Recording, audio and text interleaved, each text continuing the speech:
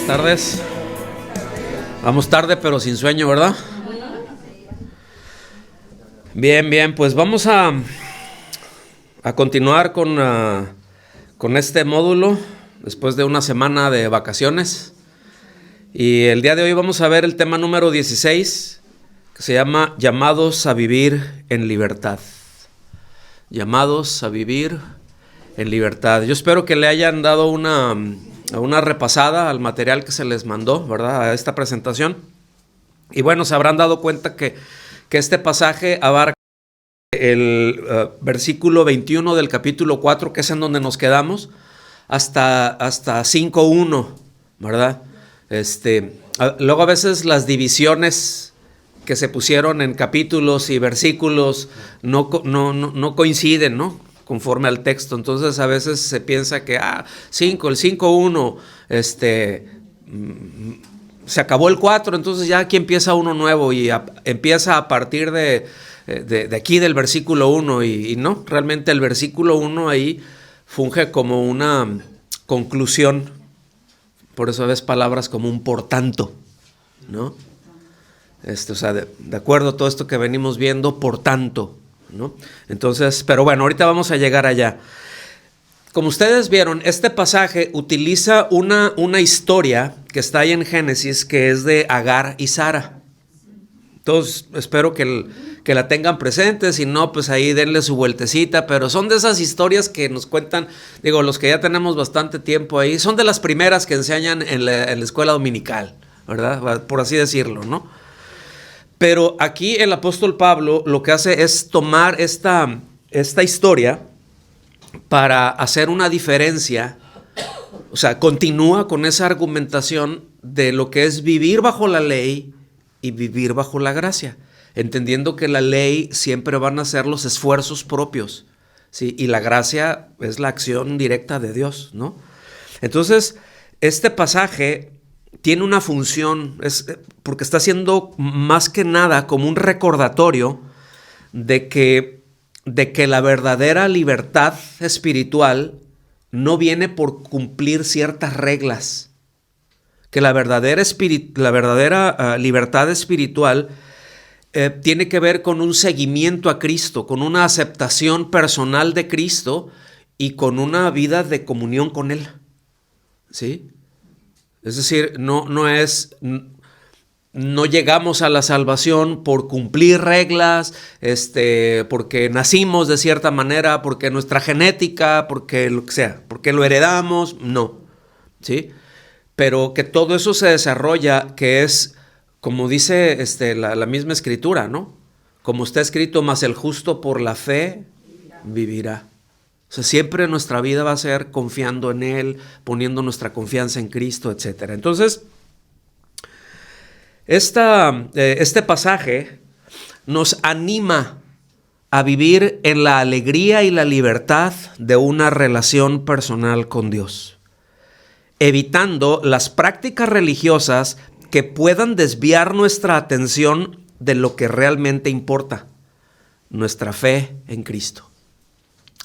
Pónganme atención aquí, por favor, porque miren, hay cosas que nos pueden distraer.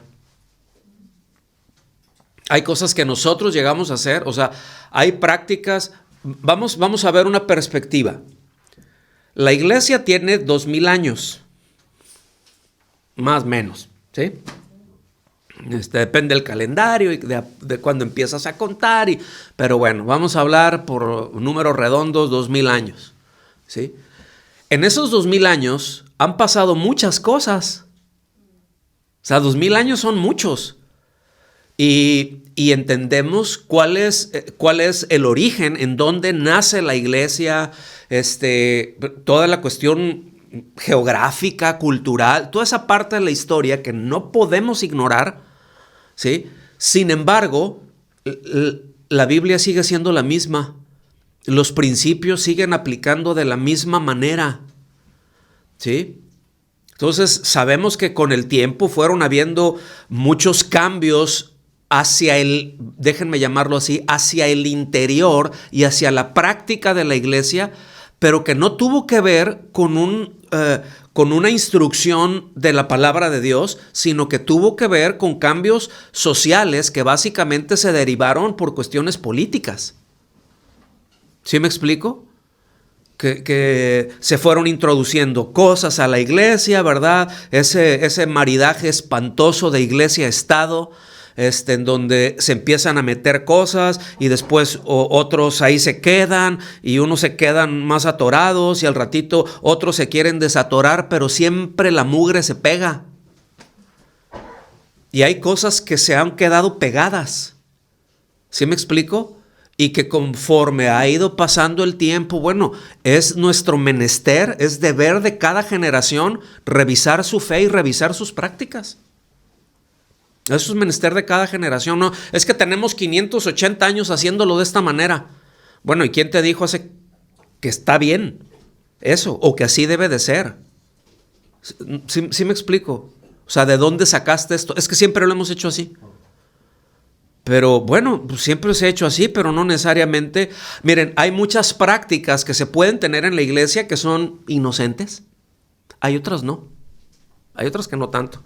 Y otra vez repito, necesitamos nosotros poner mucha atención porque en un momento dado, si nos descuidamos, podemos ponerle más atención a las prácticas que al Señor. Eso es un peligro latente, ¿sí? Y por eso, repito, tenemos que ser bien vigilantes y porque es bien fácil deslizarse, hermanos. O sea, una cosa es un tropezón y otra cosa es deslizarse. El tropezón lo ubicamos rápido, ¿verdad? ¡Paz! Mete el pie y suelo por allá, ¿no? Y es muy brusco. Pero el deslizarse, puedes ir sin darte cuenta, despacito, despacito, vas ahí y cuando, ¡ah, caray! ¿Sí? Entonces, continuamente uno tiene que estar haciendo esto, porque el asunto es que, miren, si no somos vigilantes, si no somos autocríticos, yo sé que a muchos no les gusta esto, pero tenemos que ser autocríticos, ¿sí? Es más fácil criticar al de la tienda de enfrente, pero necesitamos ser autocríticos. ¿Por qué? Porque puede llegar un momento en que nos sentimos muy cómodos, ¿sí?, de lo bien que estamos haciendo las cosas. ¿Alcanzan a ver? Ese es un peligro, oh, híjole, bien tremendo. Entonces, en este tema, en esta sección, podemos aprender que, otra vez, que el camino hacia la verdadera libertad espiritual sí involucra un rompimiento con sistemas de creencias que imponen cargas que no son necesarias, que no están en la Biblia, pero que hay imposiciones de cargas, ¿sí?, de tradiciones, y eso pues evita esa libertad. De alguna manera le va poniendo a uno grilletes, ¿no? Entonces, sino que tenemos que, esto, repito, nos ayuda a reenfocar que bueno, por ser hijos de Dios, esto viene pues como una herencia, y en esa herencia viene una identidad, ¿sí?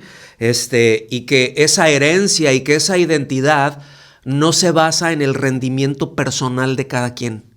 Cuando digo rendimiento personal es a ese qué tan bien lo hice. ¿Sí me explico? ¿Cuál es mi rendimiento en el sentido de qué tan buen cristiano estoy siendo? Entonces porque es una carga que se está ahí, porque luego se ponen expectativas. O sea, a veces entre nosotros mismos nos ponemos expectativas o imponemos, ¿sí? Y eso no está bien. Yo les he comentado, hay un libro de C.S. Lewis, si tienen oportunidad de leerlo, no es fácil su lectura, pero yo se lo recomiendo mucho, que se llama Mero Cristianismo. Sí, Mero Cristianismo. Y no, así a lo mexicano, a lo mero. Sí, no, pero es Mere Christianity. Entonces, y en un principio él, no me voy a detener en esto, ¿no? Pero él, y tampoco les voy a spoilear el libro, pero hay una imagen que él maneja, ¿no? Ahí, que luego él ve la cristiandad, ¿sí? Dice como que llegas a un hall, ¿no? en donde a un recibidor, a un distribuidor, un foyer, en donde hay un montón de puertas, ¿no? Y que unos se llaman de una manera, otros se ponen de otra, otros se ponen de otro. Entonces que luego hay pleitos, ¿no? Ahí.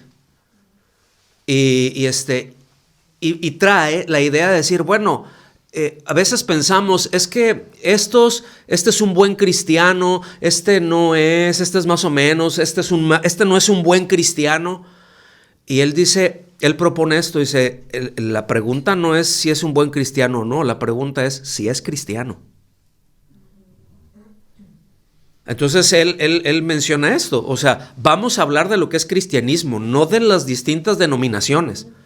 Que a fin de cuentas, esto ya no lo dice él, pero las denominaciones a fin de cuentas son accidentes históricos. Así. ¿Sí? Y ninguna de las denominaciones se puede jactar, decir, nosotros lo hacemos todas las cosas como está en la Biblia, como el Señor lo quiere. No es cierto. Algunos se pueden acercar, pueden tener una mayor intención y en la práctica estar un poco más cerca a la iglesia primitiva. ¿Sí? Eso es cierto. Por ejemplo, Martín Lutero decía que, que él cuando vino esa emancipación, vamos a llamarlo así, ¿no? Pero ya que vino ese cisma, ese desprendimiento de la iglesia papal, él dijo, bueno, yo voy a seguir dando, por ejemplo, las reuniones, las misas, porque él nunca le dejó llamar así, en latín, a esos me voy a dirigir en latín porque son a los académicos, porque la academia, las universidades, todo eso se veía en latín. ¿Sí me explico? Ese era el idioma de los intelectuales. Entonces dice, pero voy a dar otra que va en alemán, pues para toda la gente.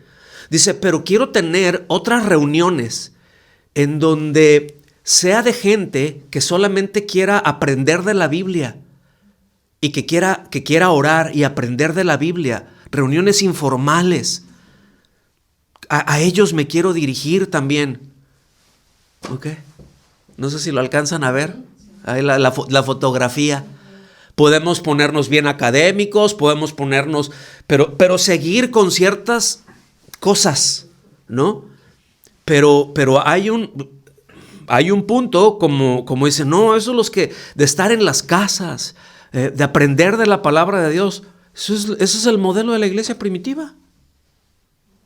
Entonces, todo esto me detuve mucho tiempo aquí para poder que contextualicemos nosotros en nuestro momento en qué tengo que poner atención. Entonces seguimos avanzando. El apóstol Pablo identifica una etapa de vulnerabilidad doctrinal en los Gálatas. Si bien no habían claudicado, o sea, no se habían separado de Cristo, pero la gestación de una doctrina contraria a la gracia amenazaba con traducirse en una acción irreversible si no se producía una corrección oportuna. O sea, no es como que los Gálatas ya todo está perdido porque estos ya están con los judaizantes y ya se fue. No. O sea, lo que él ve es otra vez, ¿no? Que doctrinalmente hay una vulnerabilidad. Entonces dice, si esto continúa, entonces sí van a haber daños que ya no se van a poder reparar. ¿Sí? Entonces es como que ahorita estamos en la etapa de contención de daños, ¿no? Por así decirlo, cuando está mandando esto, ¿no? Aquí ya está un problema, tenemos que contener eso y después y vamos rectificando. Entonces, el asunto es de que para corregir el error vigente, aquí ya empieza a emplear unos argumentos, ¿sí? Que obligan a los que defendían el legalismo, a los que defendían la ley, a replantearse todo eso. O sea, el pasaje es corto, ¿sí? Pero tiene mucho punch. Y repito, tiene mucho poder, ¿verdad? Es muy poderoso porque lleva a eso precisamente de una manera muy sencilla, pero bueno, inspirado por el Espíritu Santo, ¿no? Y los puede hacer volver y los puede hacer pensar de una manera en que no lo habían hecho. O sea, otra vez, vámonos al origen de todas las cosas. Vamos a ver de dónde vienen todas estas cosas para que podamos identificar cuál es el error. Es en pocas palabras lo que les está diciendo. Entonces, qué importante, mis amados, es que siempre contrastemos lo que creemos, lo que pensamos, con lo que dice la Biblia. ¿Sí? Aún la conducta. Si mi conducta es conforme a lo que dice la Biblia, no conforme a lo que dice tal o cual tradición. ¿Sí? ¿Cómo estoy conduciendo mi cristianismo? ¿De acuerdo a lo que dice la Biblia o de acuerdo a lo que dice fulano, sotano, mengano y perengano? Y les podemos poner un montón de apellidos, porque hay un montón. ¿Sí? Entonces, vamos a leer Gálatas 4, 21 al 25, en la Nueva Biblia de las Américas se lee así. Díganme, fíjense, los que desean estar bajo la ley, me voy a ir deteniendo, sí, díganme, es una forma, esto se llamaba, normalmente de entre los griegos, era una manera de empezar a como llamar la atención, ¿sí? Vamos a discutir el asunto. Entonces, díganme, los que desean estar bajo la ley, ¿no oyen a la ley? Sí. O sea, ¿quieres estar bajo la ley, pero no la oyes? Dice, porque está escrito, ¿está qué?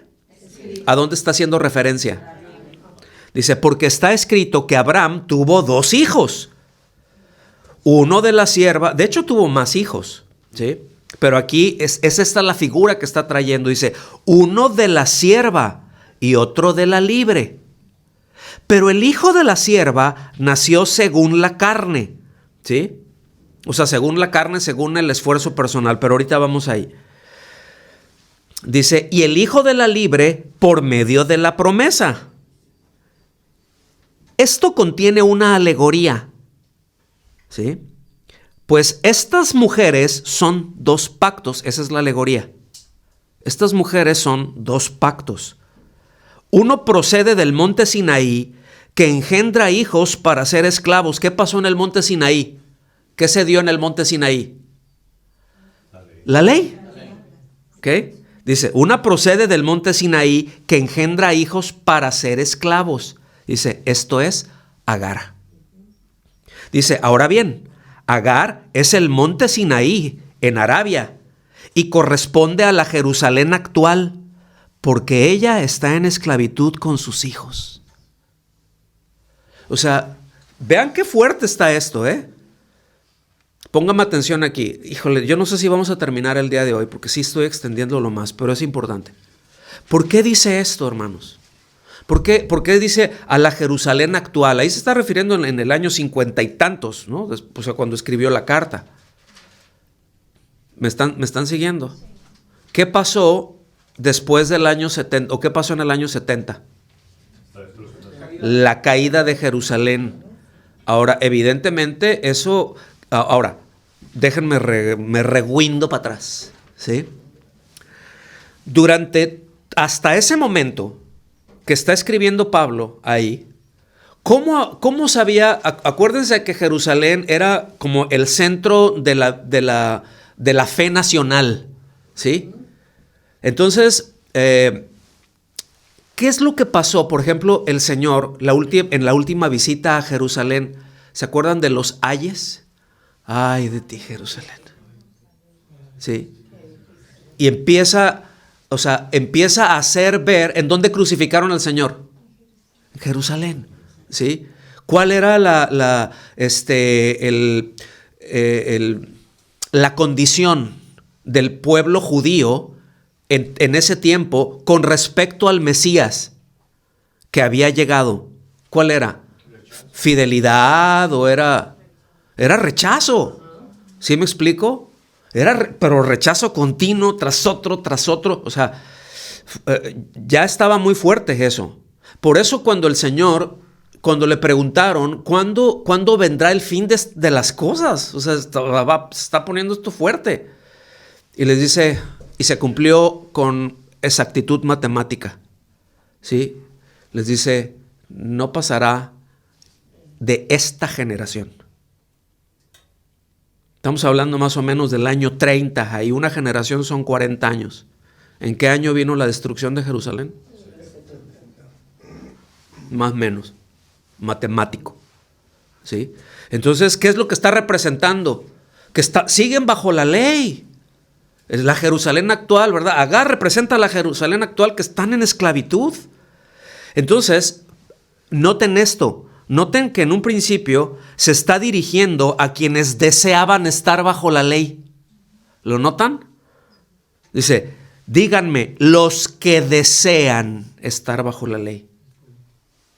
Y esto, mis amados, esto es clave porque se trata ya de una preferencia personal que es contraria a la doctrina de Cristo. Uno puede tener preferencias personales dentro de la iglesia que no ofenden a la doctrina, ¿sí? Que son inocentes. ¿Cómo qué? Bueno, pues si en la reunión, ¿qué hacemos? ¿Damos los anuncios primero o empezamos con la alabanza o le hacemos esto? La liturgia. Todo eso que nosotros hacemos es preferencia personal. Ahora, las cosas que hacemos están bien, son buenas, son necesarias, pero el orden lo elegimos nosotros. ¿Lo alcanzan a ver? Ahora, ¿es contrario a la doctrina de Cristo? En absoluto. Bueno, pero aquí sí estaban a hacer cosas que eran contrarias a la doctrina de Cristo. ¿Sí? Entonces, por eso hace inmediatamente referencia a las Escrituras. Ahora, alguien vaya buscando Juan 1:13, por favor, porque cuando nos habla aquí esa diferencia entre Agar y Sara, ¿verdad? Entre la esclava y la libre, sabemos que Agar era esclava de Sara, ¿sí? Entonces habla de los hijos, dice con respecto a ella según la carne. Entonces alguien léame bien fuerte Juan 1:13, sin gritar pero fuerte.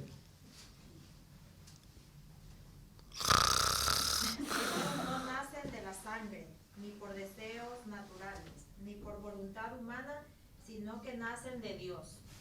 Ahí está. Dice, ¿cuáles son los hijos de la carne? Pues los que tienen que ver con el esfuerzo, con la voluntad humana, con los esfuerzos propios, ¿no? Pero dice, no, pero hay otros hijos. Los de Dios no nacen de acuerdo a eso. ¿Sí? Nacen de arriba. Nacer de nuevo. Nacer de Dios, nacer de la promesa, efectivamente. Entonces es obvio que los que estaban aquí, ¿verdad? A los que se está dirigiendo, insistían en colocarse bajo la ley, ¿sí? Pero al mismo tiempo desconocían el significado de las lecciones de la ley. Uno puede saberse la ley pero de memoria. Pero otra cosa es que la entiendas. Otra cosa es entender cuál es el espíritu de la ley, hacia dónde te lleva la ley. Eso es interpretación. ¿Sí me explico? Entonces, porque fíjense, si se tratara de descendencia física, la salvación, la comunión con Dios, si se tratara por descendencia física, ¿verdad? Bueno, pues en este caso, tanto Isaac, que es el hijo de la libre, de la patrona, ¿sí? Es el hijo de la promesa, como Ismael, el hijo de la esclava, los dos son hijos de Abraham. O sea, la promesa fue a Abraham. No, ¿sí me explico? Incluía ahí a Sara, pero es porque es la legítima. Es lo legítimo. Es decir, el actuar en la carne es ilegítimo delante de Dios. Entonces, está esa diferencia. Ahora, Abraham, repito, tuvo un montón de hijos más. Pero solamente se considera uno como el hijo de la promesa, a Isaac. ¿Sí? Entonces aquí, fíjense, quiero hacer un paréntesis. porque menciona, ¿verdad?, que hay una alegoría en esto. Y una alegoría era algo muy común en la filosofía y en la literatura griega. Alegorizar, una alegoría es una ficción mediante la cual una cosa representa o significa otra diferente. ¿Sí? Lo voy a leer otra vez. Una alegoría es una ficción mediante la cual una cosa representa o significa otra diferente. Por eso dice que hay una alegoría. ¿Sí? O sea, la alegoría es, a ver, en esa alegoría, Agar, ¿quiénes son? Los que confían en la ley, los que quieren estar debajo de la ley. En esa alegoría, ¿sí?, ¿quiénes son los hijos de Sara? Los libres, los que han puesto su confianza en Cristo. Pues, son cosas distintas, pero le está dando ese significado para que lo entendamos. Ahora, en la Biblia hay alegorías como partes de expresiones, ¿sí? Y muchos de nosotros alegorizamos y utilizamos muchas expresiones literarias, ¿sí? Como hay metáforas también en la Biblia, como hay sinécdoques, como hay prosopopeyas, ¿sí? Hay distintas figuras retóricas, ¿no? La alegoría es una de ellas. Pero, digan conmigo, aquí hay un problema. El problema es usar la alegoría como método de interpretación. Una cosa es que la Biblia tenga alegorías y eso pues te está comunicando un mensaje. Pero utilizar la alegoría como método de interpretación, eso es peligrosísimo, ¿sí? De hecho, en eso resbalaron muchos que han metido en problemas a la iglesia. Estoy hablando desde hace 1600, 1700 años. O sea, porque era una escuela de interpretación, la escuela alejandrina, ¿sí?, o de Alejandría. Y esto influyó sobre todo mucho en el norte de África. Por eso, por ejemplo, luego oímos, ¿no?, de los que utilizaron este método y que luego son conocidos dentro de lo que se conoce como la época la patrística, perdón, ¿sí?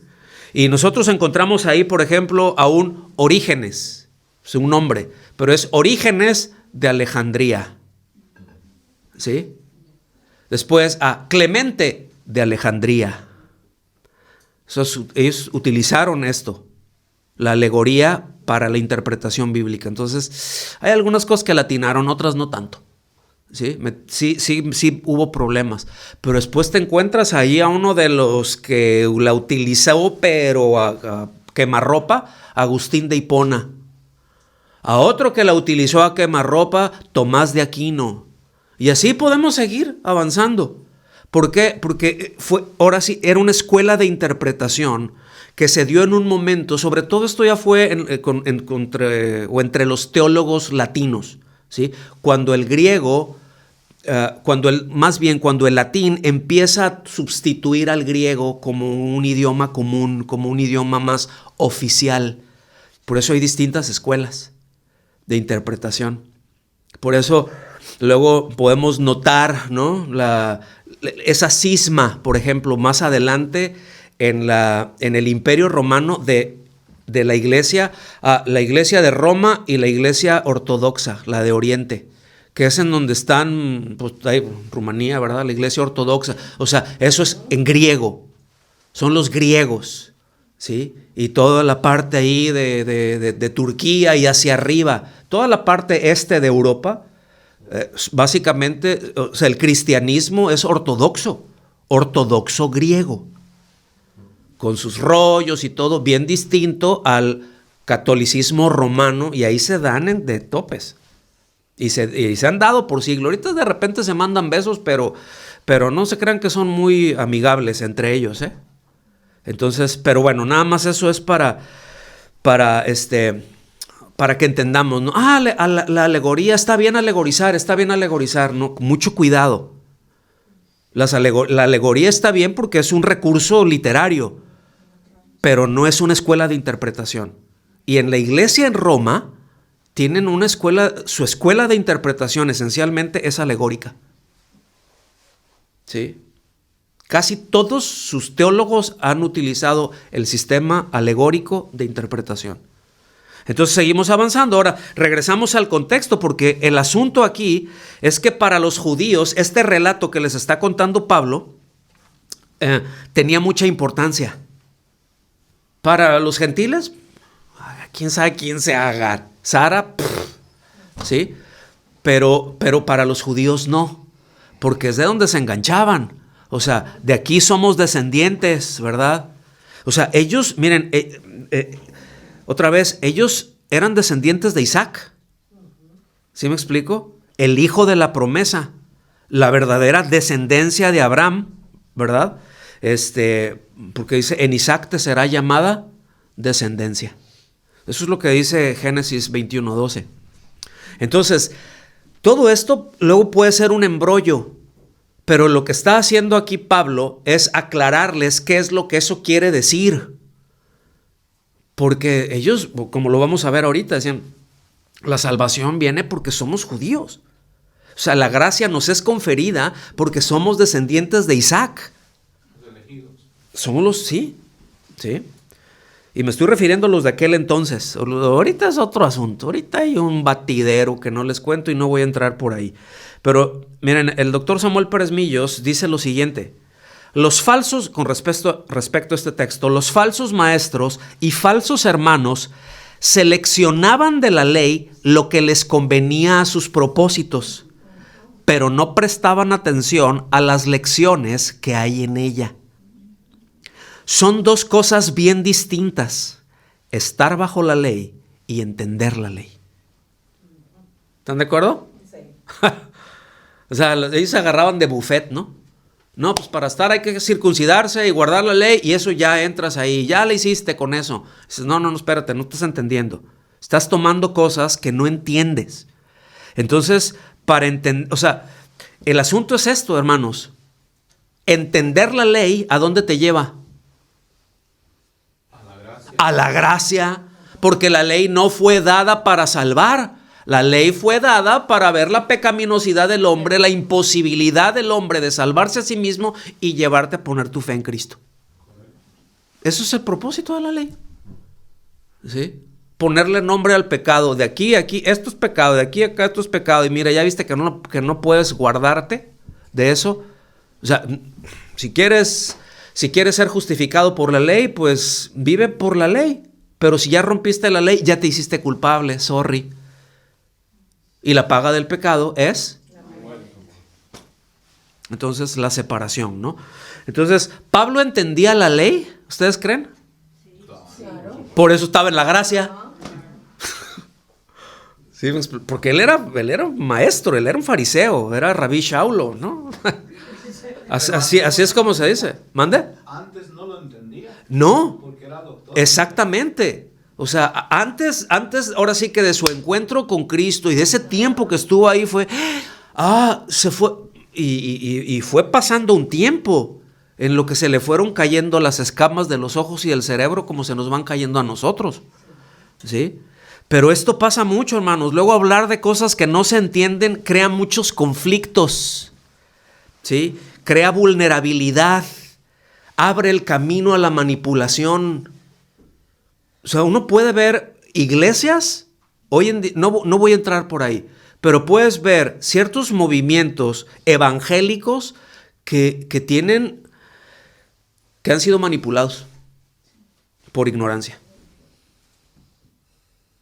Así de sencillo. Entonces, ¿verdad? Siempre es mejor decir, mira, no sé, déjame averiguarlo, ¿verdad? Y ese, no sé, déjame averiguarlo, incluye ver la historia, no de una fuente nada más, sino incluso de fuentes que son contrarias, contrastarse. O sea, es un trabajo arduo, hermanos. Historia es ardua, pero es súper importante. Yo al menos así lo veo. Entonces seguimos avanzando. Le voy a meter velocidad, Vamos como a un 40%. Entonces los judaizantes le daban una importancia suprema para la salvación a la filiación biológica con Abraham. Filiación biológica con Abraham estamos refiriendo que eran descendientes directos de Abraham. Bajo esta premisa, el acceso a la gracia se restringía a su linaje, lo que explica la exigencia de que los gentiles se sometieran a la circuncisión y al rigorismo legal. Solo mediante el proselitismo y la asimilación al judaísmo consideraban posible alcanzar la justificación. ¿Sí? ¿Qué es el proselitismo? Era eso. O sea, dices, bueno, un judío, ¿cómo puede ser? Bueno, pues puede ser por descendencia, ¿no? O puede ser por asimilarse a la religión judía. Entonces, póngame atención aquí, ¿sí? Había esto, ellos llamaban proselitismo, hacer prosélitos. Un prosélito era un gentil que abrazaba al judaísmo y tenían unos ciertos rituales y Entonces ya te convertiste a la religión judía, ya eres salvo. ¿Ok? Muy discutible, de acuerdo a lo que Pablo dice, de acuerdo a lo que la Biblia dice. Y miren, ese problema sí hoy en día ya no voy a meter por ahí. Pero este pasaje muestra cómo la ley representa una forma de esclavitud espiritual, ¿sí? Mientras que la gracia en Cristo nos libera para ser verdaderos hijos de Dios. Eso es de lo que se trata. Toda esta enchilada que está hablando Pablo aquí, ¿sí? De eso es de lo que se trata. Deseas estar bajo la ley, estás en esclavitud. Tu confianza en Cristo, estás en libertad, pero hay cosas que hay que cuidar, ¿sí? Por eso vamos a seguir. La concepción de Ismael representa el intento de Abraham por materializar la promesa divina mediante la autonomía humana y el esfuerzo natural. Eso es lo que representa en esta alegoría. En lugar de esperar el cumplimiento sobrenatural, Abraham pretendió concretar mediante el esfuerzo propio una promesa que había recibido por fe. ¿Te fijan? Y ahí es en donde está el asunto. A ver, ¿cómo fue la promesa? No, pues por fe. Yo le creí a Dios. Dios me dijo, yo le creí. Ok, entonces que siga siendo por fe. Y deja que Dios siga obrando. El obrar de Dios es sobrenatural porque es intrínseco a su naturaleza. Dios es sobrenatural, ¿sí o no? Entonces, hay cosas que ocurren en lo natural, pero hay otras cosas que es en lo sobrenatural, que solamente Dios hace, como la salvación, como el nuevo nacimiento, como la transformación, como la renovación que vamos teniendo. ¿Sí me explico? Porque no es el programa de los 12 pasos de Alcohólicos Anónimos, por ejemplo, a un nuevo nacimiento. Ahora dices, pues, bueno, se entiende, ¿no? Para no abundar mucho en esto. Entonces, todos ubicamos que era la costumbre en aquel entorno social, ¿sí? O sea, era una cuestión cultural. Acuérdense, Sara tenía su sierva, ¿verdad? Agar, una egipcia, ¿sí? Y Sara, pues ya estaba viejita. Ya tenía sus años, pero era estéril, además. Entonces, ahora sí, cuando dice, híjole, pues Dios nos hizo una promesa de una descendencia. Entonces, dijo, bueno, pues por aquí no va a pasar eso, ¿eh? Entonces, ¿a qué se refirió Dios? A lo mejor, mira, como es costumbre cultural, entonces te voy a traer a mi sierva, porque la cultura en ese momento decía que los hijos de las siervas eran del ama. O sea, ese hijo que tuviste, ese me pertenece, pero es en ese sentido de que me pertenece, porque se veían como objetos. ¿Me alcanzan a ver? Era propiedad. Entonces, ok, mira, yo creo que Dios esto es lo que quiere, ¿no? Entonces le dice, pues ¿cómo ves, viejito? Si ahí, mira, Esta Agar no está tan fea. ¿Cómo ves? Yo creo que Dios nos quiere bendecir. ¿Qué? ¿Sí? Y pues dice Abraham, bueno, está bien, pues es la costumbre del mundo, ¿no? A la tierra que fueras, haz lo que vieres. ¿No? Pues ni modo. Como luego dicen, no, ¿a quién le dan pan que llore? El asunto es los que comen ese pan terminan llorando. ¿Sí, lo alcanzan a ver? Entonces, en Romanos, todavía en el capítulo 4 lo expande más, ¿no? Ya llegaremos por otra parte allá, pero quiero que lo vayan viendo, ¿no? O sea, ¿qué es lo que representa ese hijo? Y pongan atención, Abraham quería mucho a Ismael, ¿eh? Era su hijo. Pero bueno, seguimos avanzando. Entonces vemos cómo la historia de Agar y Sara nos recuerda cómo la promesa de la libertad viene por la gracia, ¿sí? No por la ley, no por el esfuerzo propio, sino es una obra de Dios. Porque que la señora tenga 90 años, que sea estéril, que le digas, pues, oye, pero Abraham también estaba bien, ya tenía sus 100 años. ¿Sí? Pues sí, pero seguía teniendo hijos. Quien no podía tener hijos era ella. Él no, él tuvo muchos. ¿Lo alcanzan a ver? Entonces, sí, porque en el hombre eso no cambia, ¿eh? Y pues digo, con hábitos saludables y como lo hacían, pues comían bien, hacían un montón de ejercicio, dormían bien, etcétera, etcétera. Veías al viejito de 150 años bien macizo, ¿no? Entonces, pero bueno, aquí lo que humanamente entonces resultaba imposible, ¿sí? Lo fue debido a la gracia de Dios en el cumplimiento de la promesa. La promesa era imposible para el hombre.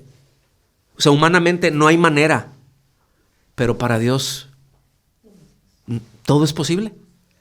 No sé si lo alcanzan a ver. Entonces, bueno, el nacimiento de Isaac, ¿cómo fue? Casi 14 años, 15 años después, pues sobrenatural. Yo creo que casi le ha de haber dado un infarto, tanto a uno como al otro, ¿no? Es como que, ay, pero, como, oye, ¿te comiste muchos frijoles, Sara, o qué pasa? Pues no sé, me está creciendo y esto se mueve. Ay, ¿qué está pasando? ¿Sí? Miren, fíjense, hubo muchas cosas, ¿no?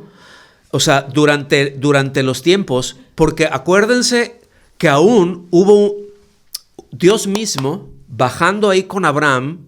Sara escuchó la conversación y se rió, ¿verdad? Y le dice, mira, dentro de un año voy a venir por aquí y tú ya vas a tener un niño. Y ella así como que, o sea, ahora dice, no, ay, Sara se rió, se burló, qué incrédula. ¿Tú no te reirías? Si tienes 90 y tantos años, ya se es el monumento a las arrugas y además es estéril. ¿Lo alcanzan a ver? Y no había nada in vitro, hermanos. No había nada in vitro. ¿Lo alcanzan a ver? Entonces, según la enseñanza judaizante, solo la descendencia de Isaac garantizaba el acceso a la promesa de Dios. Eso es lo que siguen pensando hoy todavía. Dice, al considerar que los demás estaban fuera de ese pacto, exigían a los gentiles se hicieran judíos formalmente. Lo que mencionamos, prosélitos. Esto implicaba circuncidarse y cumplir toda la ley como requisito obligatorio para alcanzar la salvación y una vida agradable a Dios. Póngame atención aquí, porque muchas veces se piensa que la circuncisión solamente tenía que ver para con los judíos, pero la circuncisión en otras culturas, de hecho en la egipcia, era anterior a ellos. Solo que la circuncisión era distinta, tenía otros propósitos, pero esencialmente alguien circuncidado es que estaba bajo un pacto, ¿sí? Entonces distintos pueblos practicaban la circuncisión, ¿sí? No solamente los descendientes de Abraham. Era una circuncisión distinta, aún la forma del corte y todo se hacía distinto, ¿sí? Pero no era nada que no se supiera. ¿Lo alcanzan a ver? Entonces, circuncisión, ya entraste bajo el pacto. Bueno, pues tú tienes que ser descendiente de Abraham. No, si no, pues te circuncidas. Entonces, imagínense, ahorita se circuncida mucha gente. Luego, hay veces por cuestiones de salud, a los bebés casi es, mira, aquí va a haber problemas, mejor de una vez. ¿Sí? Y eso no lo hace descendiente. ¿Lo alcanzan a ver? Eso no le da acceso a la promesa. Lo que da acceso a la promesa es la fe en Cristo, hermanos. Y eso es lo que está tratando aquí. Entonces, seguimos. Versículos 26 y 27. Dice, pero la Jerusalén de arriba es libre. Ya está el contraste, ¿no? La Jerusalén actual, la de aquí, ¿a quién representa? Agar, a la esclava. Están bajo la ley, están esperando en la ley, están tratando de salvarse por la ley. Están en esclavitud. Dice, pero la Jerusalén de arriba es libre. Esta es nuestra madre. ¿A quién se refiere? A la Santa Iglesia y la Jerusalén nuestra. No, se está refiriendo a Sara. ¿Sí? La Jerusalén actual, Agar. La Jerusalén de arriba, Sara. Esa es la alegoría. Dice, porque está escrito, regocíjate, oh estéril, la que no concibes, prorrumpe y clama, tú que no tienes dolores de parto, porque más son los hijos de la desolada que de la que tiene marido. Está en Isaías. Pero fíjense la conexión que está haciendo ahí. Entonces, la Jerusalén de arriba, ¿a quién acoge? Es decir, ¿para quién es la Jerusalén de arriba? Pues para los creyentes, para los que han puesto su confianza en Cristo, los que han abrazado la promesa. ¿Sí? Voy a leer aquí esta parte vengan, si tienen ahí su Biblia, deberían en Hebreos. No pensaba hacerlo, pero ya estamos aquí. Y tenemos un poquito más de tiempo, si ustedes me permiten. Entonces, del 21 al 24 de Hebreos 11. ¿De qué habla Hebreos 11? De la fe. Es la fe, ¿no? Incluso los héroes de la fe, etcétera. Bueno, aquí fíjense, está haciendo una referencia. Por eso es importante luego detenernos a ver las referencias cruzadas. ¿De qué está hablando? Esto está tratando aquí. Es por esto. Dice el versículo 21. Por la fe, Jacob, al morir, bendijo a cada uno de los hijos de José y adoró, apoyándose sobre el extremo de su bastón. Por la fe, José, al morir, mencionó el éxodo de los hijos de Israel y dio instrucciones acerca de sus huesos. Por la fe, Moisés, cuando nació, fue escondido por sus padres durante 3 meses porque vieron que era un niño hermoso y no temieron el edicto del rey. 24. Por la fe, Moisés, cuando era ya grande, rehusó a ser llamado hijo de la hija de Faraón.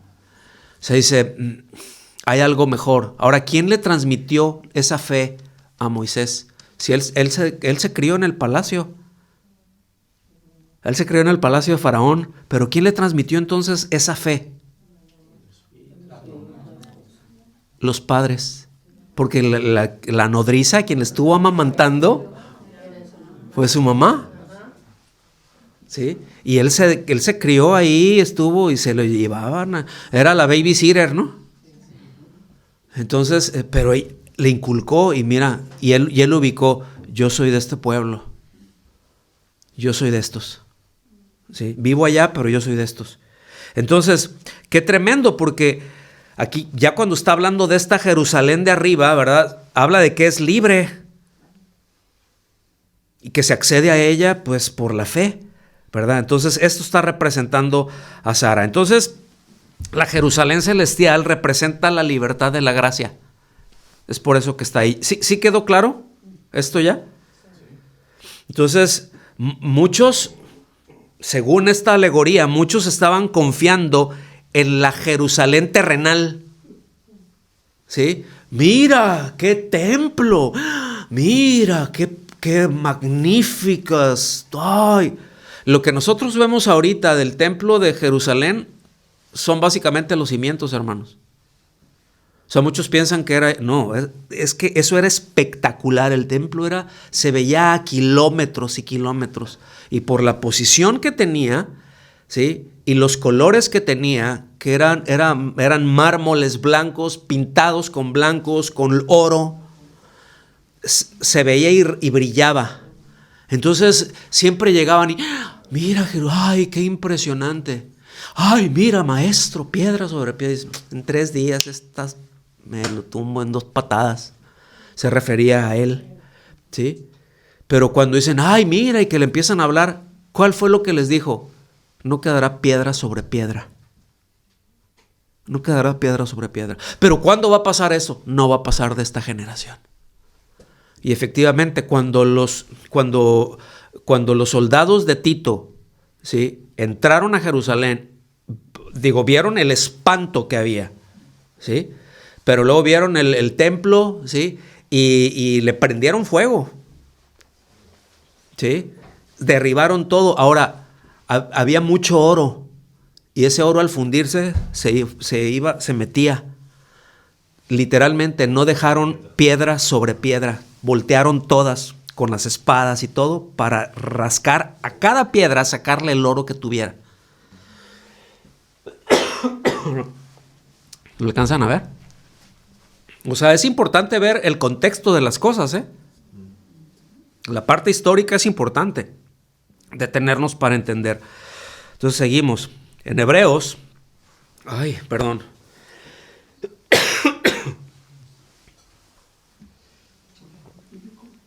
yo espero poderla terminar de librar hoy con la garganta. Hebreos 11, 9 y 10. Por la fe, está refiriendo a Abraham, ¿no? Por la fe vivió como extranjero en la tierra prometida. Vivió en tiendas de campaña, lo mismo que Isaac y Jacob, que también eran herederos de la misma promesa. Porque Abraham esperaba la ciudad que tiene cimientos firmes, la que Dios ha planeado y construido. La de arriba. ¿Lo alcanzan a ver, hermanos? Abraham pudo haber vivido en un palacio. Y lo mismo Isaac y Jacob. O sea, la Biblia no dice que Abraham era rico. Dice que era riquísimo. ¿Sí? O sea, él solo, o sea, con su gente, pues, ¿no? Pero él derrotó a varios reyes que fueron y se fue tras ellos, los derrotó. ¿Lo alcanzan a ver? Tomó el botín, liberó a los cautivos. O sea, hay muchas figuras, ¿no? Pero él pudo haber vivido en una casa, en un palacio, pudo haber fundado la ciudad de Abraham. De aquí a aquí, un reino, el reino de Abraham, y lo pudo haber hecho. Pero fíjense, su mirada y su corazón no estaba en las cosas de la tierra, estaba en las cosas de arriba. ¿Lo alcanzan a ver, hermanos? Y eso cambia todo. Cuando nuestro corazón está puesto en las cosas de la tierra, nuestra manera de vida es una. Cuando nuestros ojos están puestos en las cosas de arriba, nuestra forma de vivir es otra. Se habla distinto, se piensa distinto, se actúa distinto, porque las prioridades son diferentes. ¿En qué Jerusalén vives? ¿Cuál quieres? ¿La actual? Yo no. Yo quiero la de arriba. ¿Sí? Entonces, le seguimos. Del 28 al 31 de Gálatas 4 dice, y ustedes, hermanos, como Isaac, fíjense bien aquí, ya, ustedes, hermanos, como Isaac, son hijos de la promesa. Ese como Isaac es muy importante. Son hijos de la promesa. Pero así como entonces el que nació según la carne persiguió al que nació según el Espíritu, así también sucede ahora. Pero, y otra vez, fíjense, ahí va la Escritura. ¿Qué dice la Escritura? Echa fuera a la sierva y a su hijo, pues el hijo de la sierva no será heredero con el hijo de la libre. Así que, hermanos, no somos hijos de la sierva, sino de la libre. ¿Cobra más sentido ya esta analogía? ¿Sí? Tremendo, ¿no? Fíjense, es así como Isaac, ustedes también, ¿eh? Entonces, después porque hubo hubo todo un asunto ahí, ¿sí? Es que no solamente Agar, pero también Ismael, luego le hacían un montón de bullying. Agar le hacía bullying a Sara, ¿sí? Y luego Ismael pues le hacía bullying al otro. Entonces llegó un momento en que Sara ya estaba hasta aquí, hasta la coronilla, ¿sí? Entonces ya es como que, a ver, este ya tiene 14 años, ya está entrando en una edad, ¿lo vas a hacer heredero o no? ¿Va a tener herencia o no? O sea, ya estaba por declararlo. Culturalmente, esas eran las edades más o menos, ¿sí? Entonces dice, no, este no va a heredar con mi hijo, porque yo soy la jefa, ¿sí? Yo soy aquí la dueña de tus quincenas, Abraham, y yo soy la legal, ¿sí? La otra, pues fue una metida de pata que dimos, y mira qué dolores de cabeza, y miren qué dolores de cabeza hasta el día de hoy. ¿Lo ven? Sí, entonces Abraham por el otro lado es mi hijo. ¿Cómo los voy a es mi hijo? Y el Señor le dice, no, hazle caso a tu mujer. O sea, no va a heredar, Ismael no va a heredar. Yo me voy a encargar y voy a hacer una nación de él también y tal, pero la promesa que yo te di, Abraham, es con Isaac. En Isaac te serán llamada descendencia. ¿Lo alcanzan a ver, hermanos? Entonces, bueno, pues cada creyente también como Isaac es el hijo de la promesa.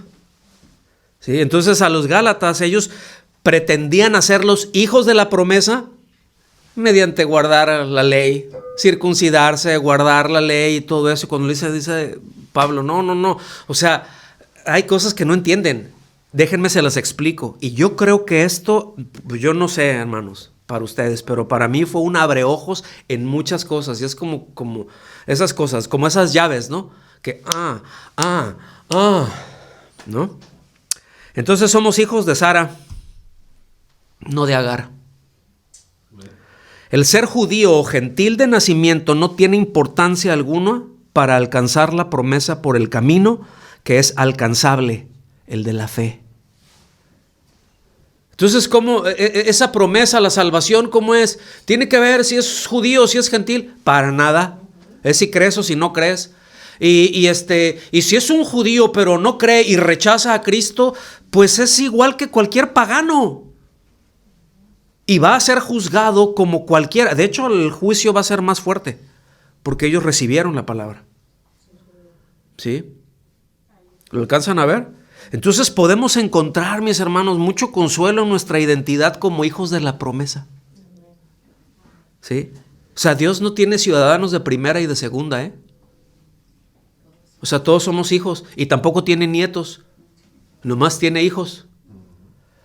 Entonces, Pablo aquí les aclara que como creyentes somos hijos de la mujer libre, no de la esclava.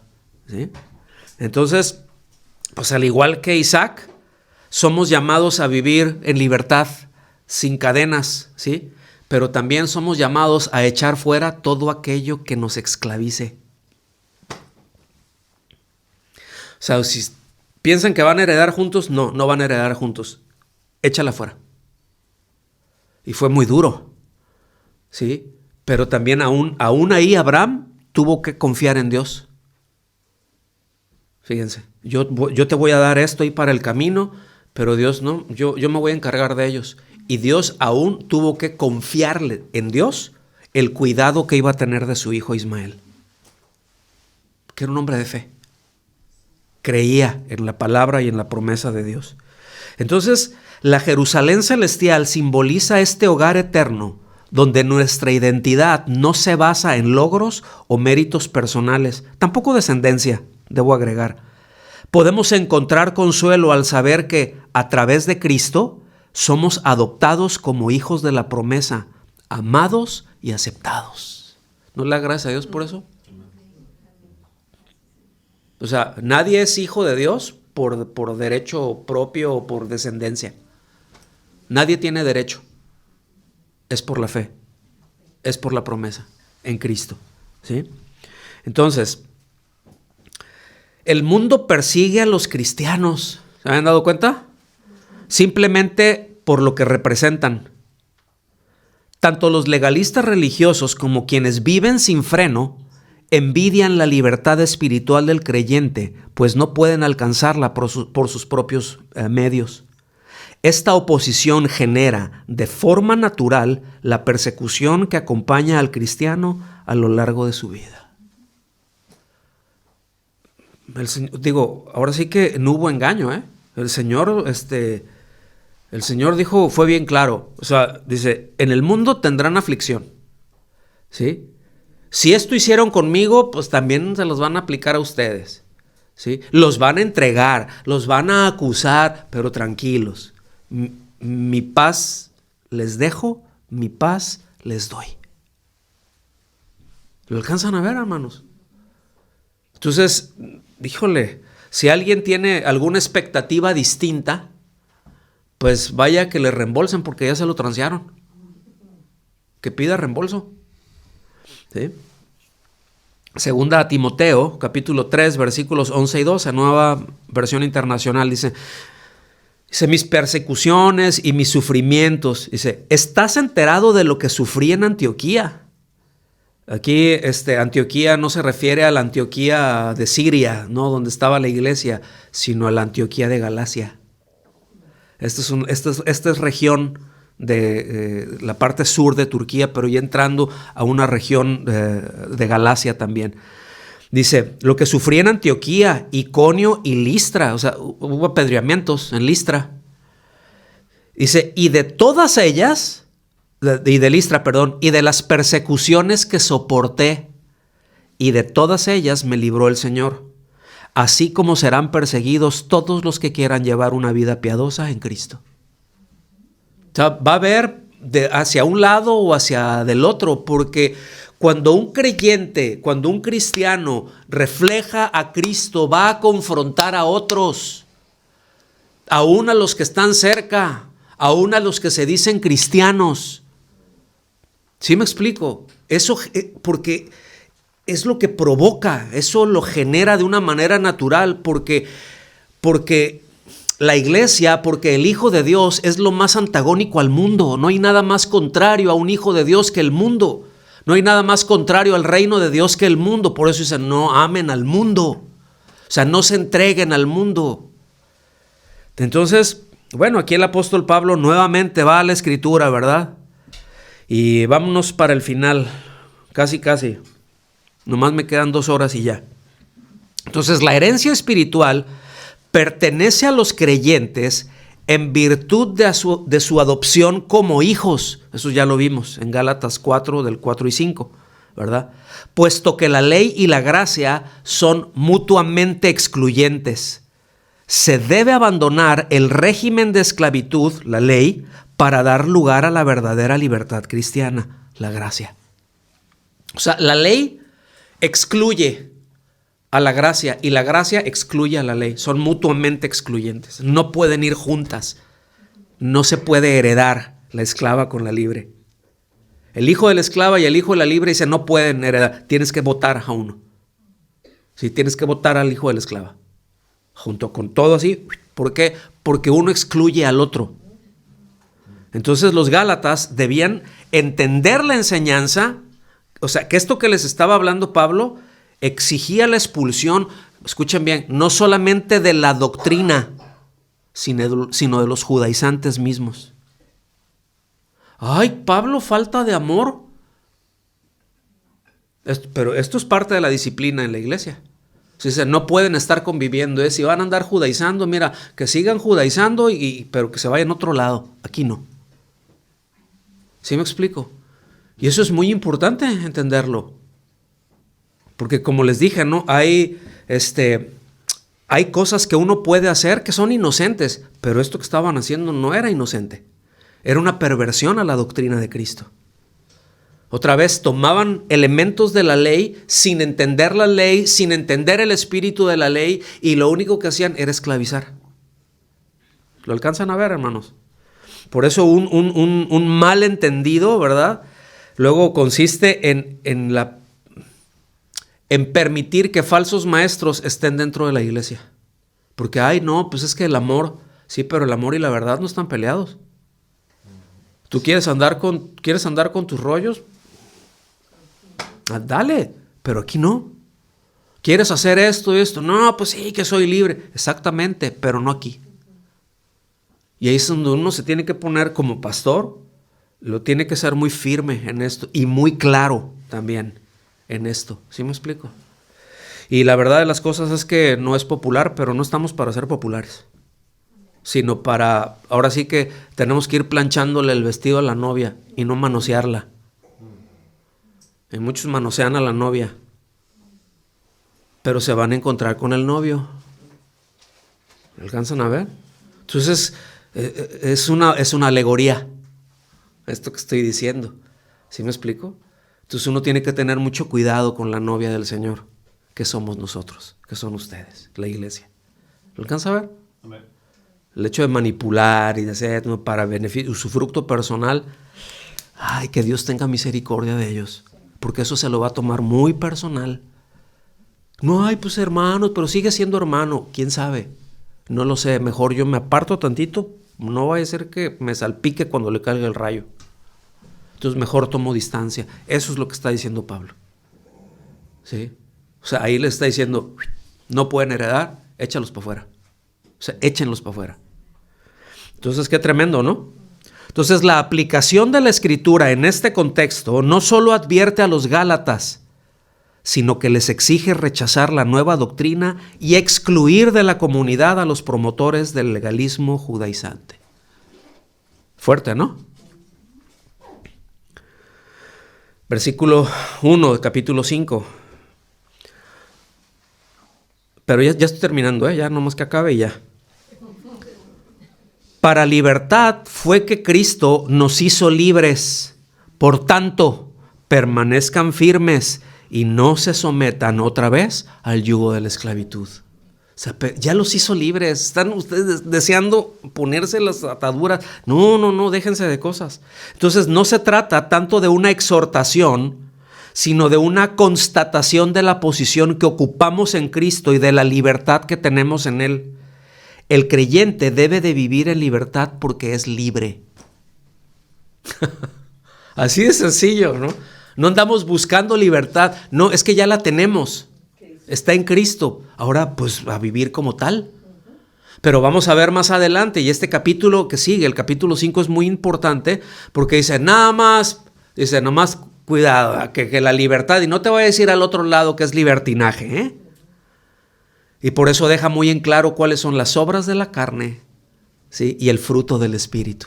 Pero eso lo vamos a ver en las lecciones que siguen. Entonces, pues aquí era evidente que el gozo de los Gálatas estaba en conflicto, ¿verdad? Se había disminuido porque pues, estaban apartando, y eso es lo que pasa. Nos alejamos de la libertad en Cristo y lo que produce es tristeza, hermanos. Uno puede ser creyente. Exactamente. Puede ser un creyente triste. Puede ser un creyente que vive en la depre. O sea, ¿por qué? Pues porque no está, o sea, su comunión con Cristo no está en donde debe de estar. Y yo no puedo andar con el gozo del Señor si no tengo comunión con el Señor, aunque tenga al Señor del gozo. Ya lo tengo, sí, ya cambió mi naturaleza y tengo esos impulsos y sí quiero, pero al ratito estoy así como que sí arranco, pero no arranco. Luego como carro medio con el carburador, bueno, ahorita ya no se usan carburadores, ¿verdad? Pero a mí me gusta el carburador. Ya.